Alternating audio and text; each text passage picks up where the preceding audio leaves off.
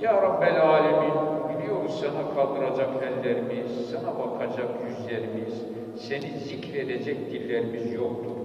Bizler günahkarız, isyankarız, perişanız. Ama sen Rahmansın, Rahimsin, affedicisin, affı seversin. Bizlerin günahını da affedip huzuruna kabul eyle ya Rabbi.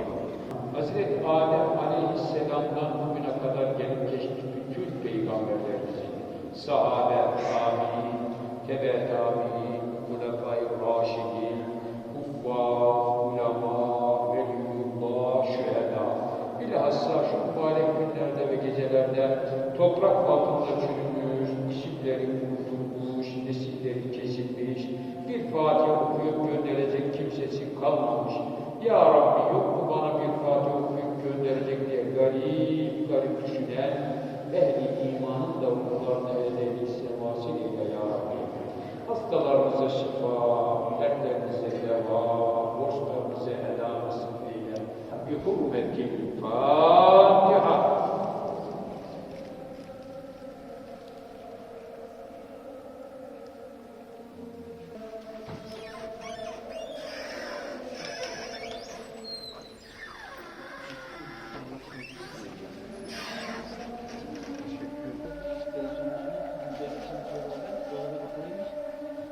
Şartlar belli için 90